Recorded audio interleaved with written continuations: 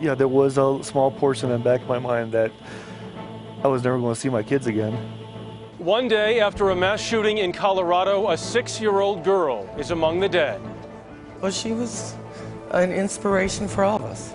Of the dozen killed, we've also learned that 2 were members of the military. 2 young men died shielding their girlfriends. Another man died celebrating his 27th birthday.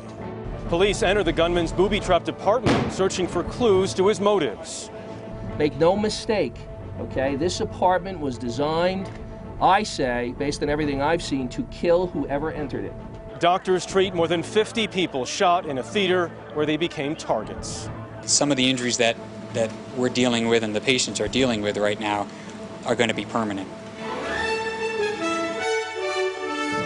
This is the CBS Evening News with Jeff Glor reporting tonight from Aurora, Colorado. And good evening, everyone. The movie theater complex behind us here in the Denver suburbs is quiet tonight. Police have completed their search of the theater where the shooting spree occurred. Besides the 12 people killed during the midnight screening of the new Batman movie, another 58 were injured, most by gunfire. 7 of the wounded remain in critical condition at local hospitals. The alleged gunman, 24-year-old James Egan Holmes, is in the county jail, reportedly in solitary confinement for his own safety. His first court appearance is scheduled for Monday morning. Today, police began their search of his apartment after detonating an explosive device Holmes had left inside. And authorities say that video shows him picking up a shipment of 150 pounds of ammunition. And new pictures of Holmes have also emerged in a summer lab program for pre-med college students in San Diego, where he grew up. That was 6 years ago. We have a team of correspondents working this story tonight, looking at those lives cut short, those who survived, and the investigation. Joining me first is Barry Peterson with what we're learning about some of those who died. Barry? The effort today has been to identify the dead. So far, names of 11 of the 12 victims. And the release of every name is news that is devastating to family and friends. On his 27th birthday, Alex Sullivan had much to celebrate. His coming 1-year wedding anniversary. And from the Batman premiere, he tweeted, "Oh man, 1 hour till the movie, and it's going to be the best birthday ever." Then came the chaos. His desperate father, Tom, captured in this picture, hunted for word. Call me! Find my son, call me! Late last night, the worst news possible, Alex was dead. He was one of the victims remembered at this makeshift memorial. Also killed was Matt McQuinn, also 27. When the shooting started, he jumped on top of his girlfriend, Samantha Yowler, shielding her from the gunfire. She was shot in the leg, but his last wish was granted. She will live. John Blunk also gave his life for the one he loved, pushing girlfriend Jansen Young under a seat before he was shot. "I would not be here," she said, "if John had not been next to me in that movie theater." 18-year-old Alexander Boyk's nickname was AJ. Friends got the news last night at a grief counseling center. He was friends with everybody. Everybody just knew AJ. A grieving father, in this picture from the Denver Post, heard the news a parent can barely contemplate. His 6-year-old daughter, Veronica, was confirmed among the dead today. The youngest victim, her mother, was shot twice and is in intensive care. Veronica's aunt, Annie Duncan, and her daughter, Catherine, saw Veronica 5 days ago when she came for dinner and lit up the house. She just wanted to have fun. I mean, she was what you'd want your 6-year-old to be. Happy. Yep. She's a happy child. She's a happy child. Veronica was spending the summer learning how to swim, and she was very proud of herself. You know, I just thought she was really pretty something special. Nobody could have told her that she couldn't do something. Many of the families are still in shock. That will give way to grief, and then comes a lifetime of struggle to accept what they have lost. Jeff? Barry, thank you very much. The gunman also wounded 58 other people. John Blackstone has been checking Aurora's hospitals and has found some remarkable stories of survival. In Aurora's hospital rooms, it quickly becomes clear how many more could have been killed. The wound was somewhere around here, and just a few millimeters in or centimeters in, and I don't think I would have left the theater. Stephen Barton says the theater darkness was broken by a muzzle flash. At the time, I thought it was still fireworks. And then I got hit here, and I realized it was, something much more serious. It sounded like a, firecracker just went off in the back of my head, and, I was like, man, what has happened? So I kind of fell over my friend's lap. 17-year-old Zach Golditch went to the midnight movie with the reluctant approval of his mother, Christine. I was worried more about curfew than I was worried about somebody going into a theater and shooting my son, shooting children, not just my kid, but other people. Zach wasn't even in the same theater as the gunman. A bullet came through the wall and went through his neck. I leaned over on my armrest a little bit, and, who knows where it would have went. I'm just grateful to be here. Joshua Nolan ducked beneath the seats trying to hide from the gunman, but a bullet ripped through his arm and leg. Well, there's definitely no type of a, positive description when it comes to being shot. All it was after that was just pain and agony. It's just like this white burning sensation in my body. But those physical wounds aren't the only ones he's trying to heal. The first night sleeping here was not very good at all because all I was getting was just flashbacks of the shots and the people screaming. And of course, my kids were still in my head. He thought of his children, he says, as he waited for the gunfire to stop, and he was determined that the killer would not kill him. I beat you, I made it. You didn't take my life. You didn't take my friend's life either. But I pray, and I feel so sorry for the other families and all the other men and women that didn't make it.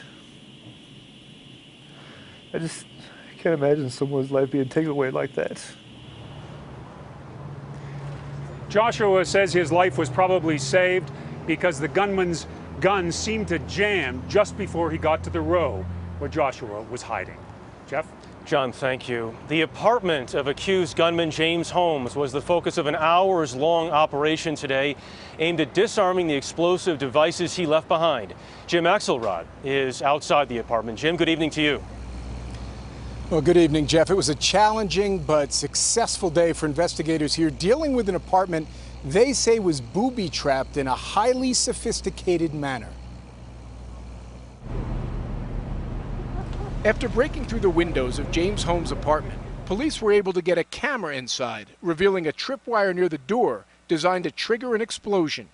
Investigators could see at least 30 shells the size of softballs, made mostly of rubber, and filled, they say, with gunpowder to create homemade grenades. By mid-morning, police disabled the wire and the first bomb attached to it. This tripwire was set up to clearly detonate when somebody entered that apartment, and it was set up to kill that person. An hour later, bomb squad members carefully placed a small explosive device of their own inside the apartment. It was a disruption device designed to disable another bomb in the apartment by emitting a shock wave and water. No other booms followed, which meant it worked, and investigators would be able to enter the apartment and collect evidence. It went very, very well. The threat has not been completely eliminated. It has been significantly reduced. This working-class neighborhood in North Aurora has been filled with bomb squad vehicles, fire trucks, and investigators all focused on one 800-square-foot apartment in a cluster of tightly packed apartment buildings. Didn't even know he lived there. Caitlin Fonzie lives in the unit below Holmes. The night of the shooting, she heard loud music and went upstairs to ask him to turn it down. The door was slightly open, but at the last moment, she decided not to push in. Knowing that something that was designed to kill you was right above your heads while you were sleeping, that's a little nerve-wracking, and it doesn't allow for very good sleep. To hear investigators tell us, James Holmes was very thorough in wiring his apartment. Sources tell us he even booby-trapped his refrigerator. Jeff? Jim, thank you. The FBI and Department of Homeland Security have issued a joint intelligence bulletin to state and local police urging them to be vigilant. But the advisory also stresses that Friday's attack appears to be an isolated event, not part of some broader threat. Justice correspondent Bob Orr is in Washington and has more on the investigation tonight. Bob, good evening. Sources say investigators have found key evidence in dumpsters and trash bins outside of James Holmes's apartment, including a shipping label from an internet ammunition store called bulkammo.com. Sources say investigators have also recovered a surveillance video of James Holmes picking up approximately 150 pounds of ammunition at a Federal Express outlet in Colorado. They've interviewed a UPS driver who says Holmes had 90 packages delivered to his workplace on the University of Colorado Medical Campus. And sources say over the past several months, Holmes spent about $15,000 as he was putting together his deadly arsenal: guns, chemicals, explosives, and ammunition. Aurora Police Chief Dan Oates says it all adds up to a methodically planned attack. What we're seeing here is evidence of, I think, some calculation and deliberations. Investigators suspect Holmes accelerated his planning in late May when he purchased the first of the 4 guns found at the shooting scene. Over the internet, police say, Holmes bought a staggering amount of ammunition. And through the internet, he purchased over 6,000 rounds of ammunition, more than 3,000 rounds of .223 ammunition for the assault rifle, 3,000 rounds of .40 caliber ammunition for the 2 Glocks in his possession, and 300 rounds for the 12-gauge shotgun. Holmes did most of his shopping on internet sites, and he was clearly in a hurry. This receipt from tacticalgear.com shows on July 2nd, 2.5 weeks before the shootings, Holmes purchased a bulletproof vest and other equipment. He paid extra to have it shipped second-day air. But investigators still don't know what moved a quiet neuroscience grad student to allegedly commit mass murder. Meanwhile, police now are interviewing former classmates, neighbors, co-workers looking for any explanations. But more definitive clues might be found in Holmes' apartment. There, the investigators say they're looking for computer files, emails, and any communication records which might point to motive, Jeff. Bob Orr in Washington. Bob, thank you. Coming up, the politics of the gun control debate when the CBS Evening News from Aurora continues.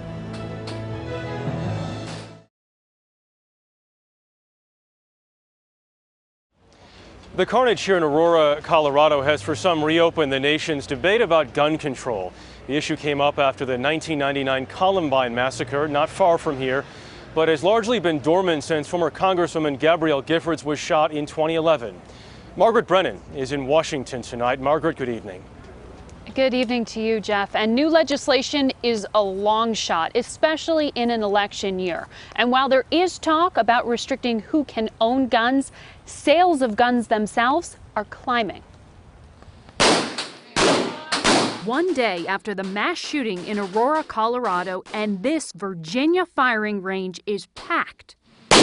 Firearms instructor Mark Briley has a schedule of students. Insert the magazine. Briley says the tragedy shouldn't change who can own a gun. It makes no sense to penalize people that are doing the right thing because a person does the wrong thing. And gun owners have not been penalized. In fact, there haven't been any new restrictions on ownership in the past 4 years. There are very few politicians willing to publicly battle to ban certain weapons. The bottom line is if we had fewer guns, we would have a lot fewer murders. In an interview on Face the Nation to air tomorrow, Mayor Michael Bloomberg blamed both President Obama and Mitt Romney for failing to do enough. It's time for both of them to be held accountable. Yet fear of new laws has helped to pump up gun sales. Ruger and Smith & Wesson are backlogged with orders. In the last 3 months, sales at Smith & Wesson are up 28%. Alleged shooter James Holmes also used one of their assault rifles to carry out the massacre. And applications for FBI background checks to buy guns are climbing.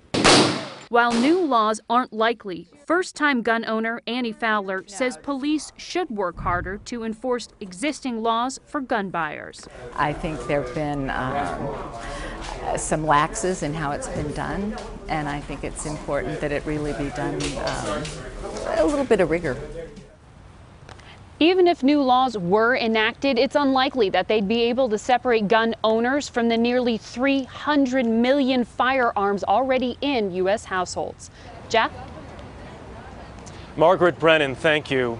Next up, a talk with Aurora's representative in Congress, Ed Perlmutter, about assault weapons.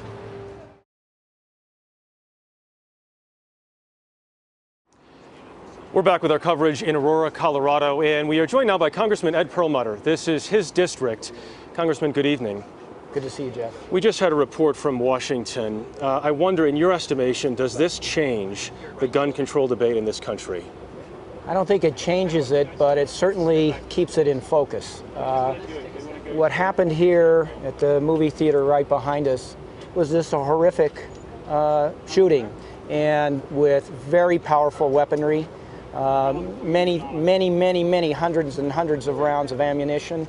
And I think we have to take a look at how people get access to this kind of power. The assault weapons ban in effect from '94 to '04, does it need to come back? I think it does. I think that the weapon here, at its minimum, was shooting 50, 60 rounds a minute. And that was the rifle. There were some extra long ammunition magazines for the handguns. So I think there's a lot that we have to look at, because these kinds of incidents aren't just happening every few years, they're happening every few months now. We saw Virginia Tech. We saw what happened in Binghamton. We saw most recently the gun control debate came up in the Trayvon Martin case. And yet the laws have not changed. Why do you think this case might be different? Well, they came up too with my friend Gabby Giffords getting shot. Absolutely. Just a year and a half ago, doing a government and a grocery similar to what I do in this district. I just think that people seeing kind of the horrific shots and imagining the terror that existed inside that movie theater for, a minute or two or however long it took is really going to make people sit up and take notice. This isn't something that seems to be going away. We seem to be having these at too regular an interval. In your estimation, should this be part of the presidential campaign, the presidential debate, as we approach this election? It's not right now. I don't know whether it should be part of the presidential debate, but it certainly should be part of the discussion that we have in Congress going forward. The ease of access of all the ammunition that this young man got over the internet and through the mail. We've got to look at those kinds of things.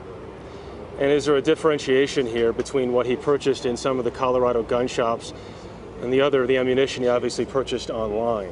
Well, there's a differentiation between lots of things, but I think the whole issue, specifically the amount of ammunition he bought, coupled with the assault rifle that he had in his possession. Congressman Ed Perlmutter, appreciate your time tonight. Okay, thank you. We'll be right back from Aurora, Colorado.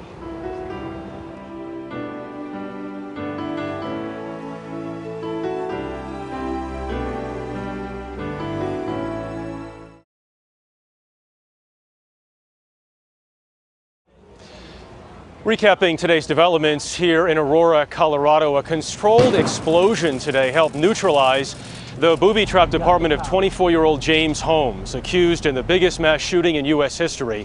Authorities say 60 explosives, some of them sophisticated, were, quote, set up to kill. Holmes is scheduled to make his first court appearance on Monday. There is still no known motive for Friday's attack. Warner Brothers, the distributor of the new Batman movie, says it will withhold releasing box office numbers until Monday. More vigils are planned tonight and tomorrow to remember those 12 who were killed and support the dozens who were wounded. In all, there were 70 casualties. Police say nearly all of those suffered gunshot wounds. Hospital officials say 7 people remain in critical condition tonight. That is the CBS Evening News. I'll be back later with more on the shooting on a special edition of 48 Hours, Tragedy in Aurora, at 10 p.m., 9 p.m. Central. There will be updates as well first thing tomorrow on Sunday morning and Face the Nation. I'm Jeff Glor, CBS News, reporting tonight from Aurora, Colorado. I'll see you again soon.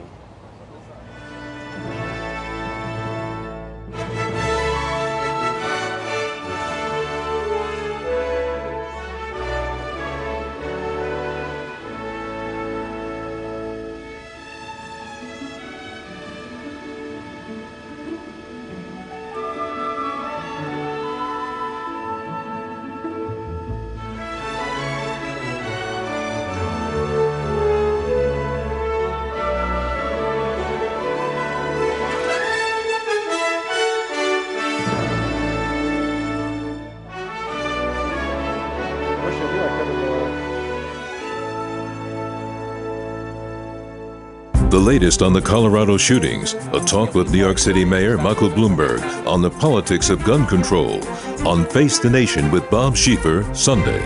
On television, online, on the go, and now free on iPad. CBS News.